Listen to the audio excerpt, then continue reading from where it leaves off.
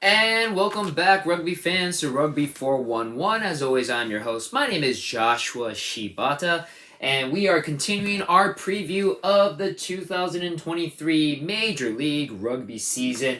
Moving on to the Western Conference, which, if you saw my Eastern Conference video, a little bit of spoiler, I feel the Eastern Conference is going to go through a transition where a lot of their stronger teams are going to be weaker. The Western Conference, I feel, will be the stronger of the two conferences, with teams just running over the Eastern Conference in interconference play. But the Western Conference, whatever team comes out of there, it's going to be a grueling battle for sure. A lot of excitement, of course, with the Western Conference, and we're going to focus right away with the new kids on the block. I'm going to do the format just like I did with the Eastern Conference. We're going to start with how you finished near the bottom of the conference all the way to the top. So, with the new kids on the block, the Chicago Hounds, making their debut this season, they will be first. Lots of big fanfare going around, lots of interesting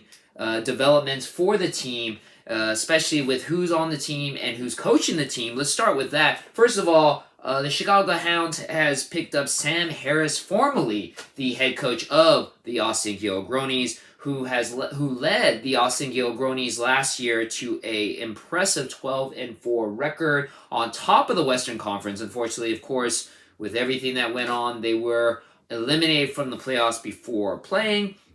But Sam Harris has proven he has a very top elite rugby culture in coaching a team, bringing a lot of unity. There's been a lot of talk, especially if you watch the Beyond the Scrum documentary, which is on the Rugby Network.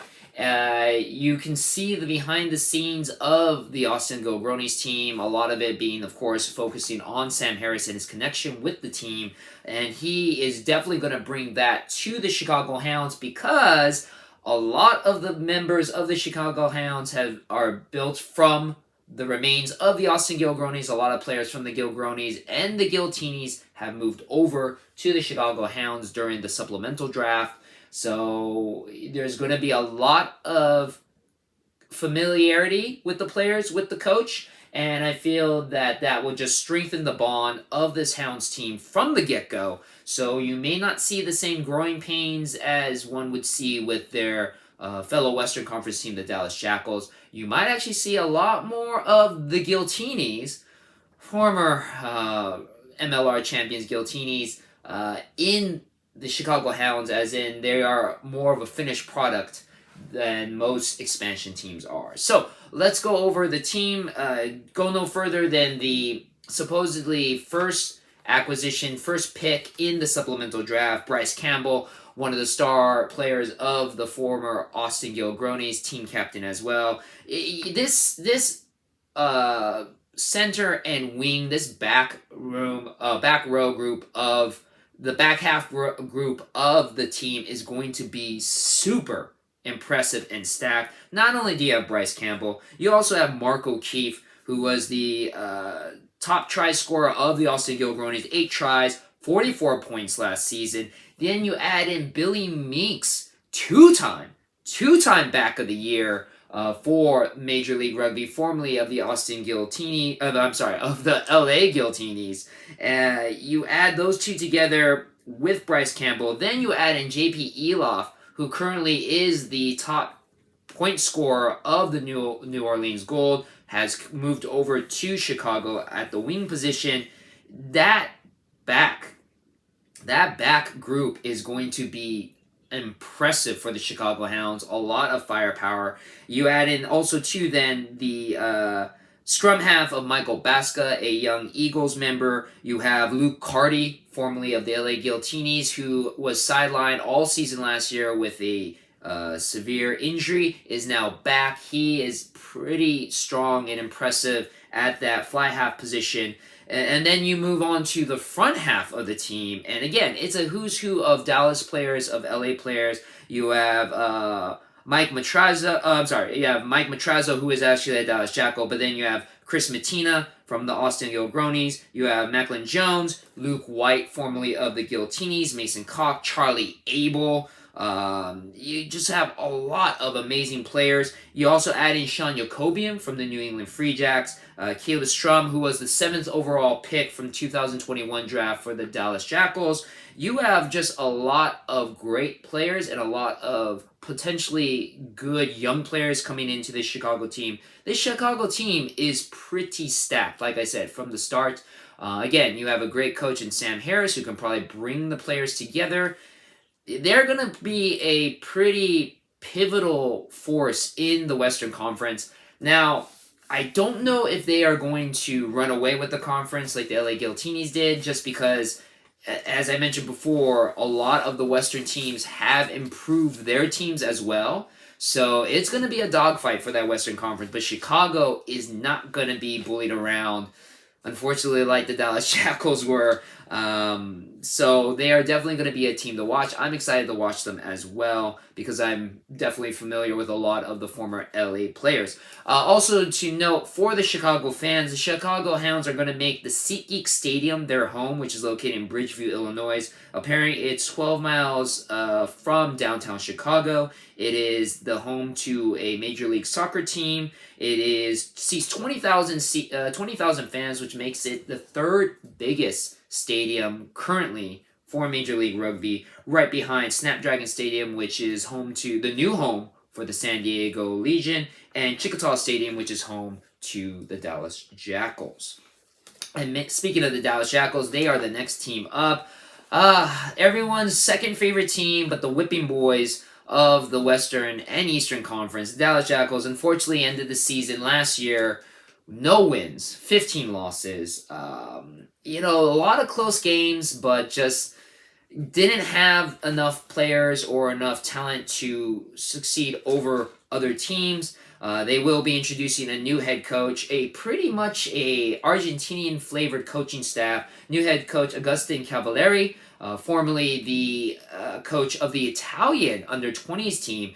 A lot of fanfare following Agustin Cavalieri because under his guidance, the under-20s Italian team is the first team in the under-20 Six Nations competition to actually defeat England, Scotland, and Wales in one Six Nations tournament. That's very, very impressive. Now he is taking his coaching abilities over to the Dallas Jackals to hopefully turn the team around. Also joining him is Mario Ledesma, who many international rugby fans will recognize as the former head coach of the Argentinian national rugby team. So a lot of knowledge. Definitely will be interesting to see the culture for the Dallas Jackals. It's probably going to favor a very Argentinian culture as well. Looking at the team itself, unfortunately, they have lost some good players. Bronson Tellis is no longer with the team. Carlo Denishian was traded to the Houston Sabercats.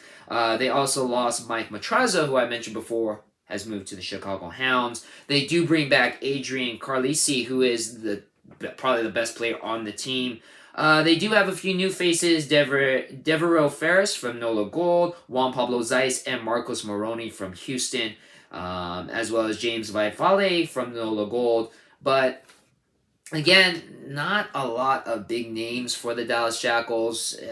Losing Carlos Denishian is kind of a big blow as well. So, like last year, I predicted Dallas Jackals will at least win a game.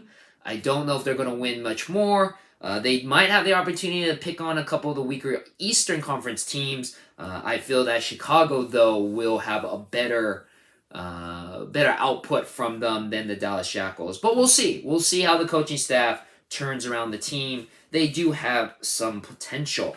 Moving on, we are looking at now the Utah Warriors, who finished shockingly. They were my big surprise of last season, finishing 5-10, fourth in the Western Conference. They bring back head coach Greg Cooper for his second year as head coach. A couple of losses for the team. Calvin Whitting is gone, second top point scorer for the Utah Warriors, as well as standout Mikey Teo, who is moving back to the San Diego Legion. Other than that, though, most of the team is back. Clive Laubser, who is Utah's top point scorer, comes back at fullback. Joe Mono, a winger, 7 tries last season for him. Mika Kruse, always an exciting player. Last year, he was struggling with some injuries, but looks like he's going to come back at 100%. Lance Williams, back row 5 tries scored for the Warriors last season. Also, Logan Tago, Van Buren is coming back, Elijah Hayes, 3 very young, talented players who have a lot of potential to become future franchise players for the Utah Warriors. Also, a big announcement, Joel Hodgson, English-born player, has spent most of his time playing for the Newcastle Falcons for Premiership Rugby, one of the biggest rugby pro leagues in Europe. He will be coming in as a fly half or scrum half. Much needed veteran leadership, possibly will be a very vocal point for the Utah Warriors. Unfortunately, though, looking at the roster, it's again very similar to the Old Glory DC. It's still a lot of the same members coming back, and that team only did a 5-10 record for the Utah Warriors. Western Conference is going to get a lot more competitive, especially with the next 3 teams that I'm going to be talking about. So I don't know how well the Warriors are going to do this year. There was some it just seemed weird last season. There just seems to be some sort of lack of chemistry with the team, especially with Mike ATL and Mika Kruse, who usually are so dominant together. Maybe with Mike ATL moving off to San Diego, maybe Utah Warriors will have a fresh start. We'll see. But again, I think they're going to be struggling quite a bit this season again. Now, moving on, we're going to look at the San Diego Legion. Last season ended at 8-8. Because of the way things kind of turned out with the Gilgronis and Guillotines being eliminated from the playoffs, they were able to jump into that 3rd spot in the playoff postseason. They're going to be, in my opinion, a very, very dangerous team. They look like they have stacked their rosters with a lot of offseason acquisitions, including first and foremost, Isaac Ross formerly of the Austin Gilgronis is coming in. As I mentioned before, Mikey Teo is coming back to the San Diego Legion, which is huge. They also are bringing in a couple of former LA Guillotini members in Luke Burton, who was very good as a kicker for the LA Guillotinis when they needed it due to injury. Christian Poidevin, also known as Prince, a very young upcoming player at flanker position. Justice Sears Duru, a strong Canadian prop. All those members from formerly of the Guillotinis coming down to San Diego. Oh, also Sean McNulty, formerly of the Seattle Seawolves, LA Guillotinis, coming down as well. So some huge acquisitions for them, which I believe will just boost their firepower. Of course, you have Ma Nonu coming back as well. That's a big boost for San Diego. There is the announcement of the retirement of English player Rob Shaw, which kind of hurts San Diego as well. But I feel with everybody coming back, Nate Osberger is returning, Ryan Matias is returning, Matias Frere is coming back. Joe Peterson, unfortunately, is leaving San Diego. He was the top point scorer last year for the Legion. But again, all the pieces that are coming in, I feel more than enough makes up for what they've lost. San Diego is going to turn their season around from 8-8, and I feel easily, they slid into the playoffs kind of by default. I feel this season they definitely have a chance to make the playoffs as possibly the number 1 or 2 seed. So they will be a dangerous team to play against. Then let's go on to the Western Conference champions who made it to the finals but just fell short. The only two-time Major League Rugby champions, the Seattle Seawolves, finished the season 9-7, 46 points, second in the West after Austin and LA were eliminated. But honestly, looking just like Rugby New York, Seattle was one of the hottest teams going into the playoffs. They went on, I believe, like a 4-game win streak at the very end to really cement themselves as a force to reckon with, which was interesting because at the beginning of the season they were very, very inconsistent. But this season, they probably will pick up where they left off. They're not really losing too much. Unfortunately, Ross Neal announced his retirement. But other than that, they're bringing everyone back. AJ Alatimu is coming back, one of the top players last year for Major League Rugby. 3rd highest point scorer overall in the entire season. You're bringing back Rickard Hadding, who was my top Major League Player of the Year. 10 tries scored, second most last season. You're bringing back in Martin Iosefo, Andrew Duratala, Rhino Herbst. You're also bringing in two big names, Connor Mooneyham from formerly of the Austin Gilgronis. He was the #1 pick in the very first MLR draft back in 2020. He is a young, exciting player. I feel he can contribute a lot to Seattle on the wing. And then Jake Turnbull, prop from Austin Gilgronis as well, scored 5 tries, 2 really huge acquisitions. I feel Seattle has a very, very good chance to repeat appearing in the conference finals. And I don't want to spoil my final season predictions, but man, I wouldn't be surprised if Seattle is the very first three-time MLR champions. And then finally we have the Houston SaberCats, who finished first last season in the Western Conference, 9-7. Again, first after LA and Austin were both eliminated from postseason play. They have Peter Heumann coming back for his second year as head coach. Couple big acquisitions for them as well. Hanko Hermesheis, the Terminator, former LA Guillotini, former Eagles player, dealt with some injuries last season, but still, despite that, scored 8 tries, 40 points last season. One of the top try scorers for the LA Guillotinis. They're bringing in Don McKenna, formerly of the Austin Gilgronis, Carla Ninishian, the best player on the Jackals team, Nathan De Hoyt Moose, formerly of the LA Guillotinis as well. So some huge acquisitions, and of course you have some big names coming back as well. Danny Coutier, Lois van der Scheif, and of course Boom Boom Danny Barrett. Dean Muir, unfortunately, has announced his retirement. He scored 10 tries for the Houston SaberCats, finished second overall Major League Rugby. Big loss for them on the offensive power, but man, Houston, another team that has, just like Seattle, just like San Diego, has really boosted their team up in postseason acquisitions. I really feel this Western Conference, just like last year, is going to come down to almost a 3-team race between Houston, Seattle, San Diego. They're going to be very, very dominant. I feel they're also going to pick on the Eastern Conference as well. And like I mentioned before, not going to spoil my final season predictions, but I feel the Major League Rugby champions of 2023 is going to be a team from the West. And don't look, the Chicago team might surprise a lot of people too. Again, I'm predicting them to go pretty far. I don't know if they'll make the playoffs. Maybe they'll get into that number 3 seed, but they got a lot of work to deal with San Diego, Seattle, and Houston. Those 4 teams, when they play against each other, those are going to be some fun, exciting games. So that's the Western Conference. Again, I feel is going to be much stronger than the Eastern Conference. Let me know what you think. Let me know what you think about the Chicago Hounds, the newest team.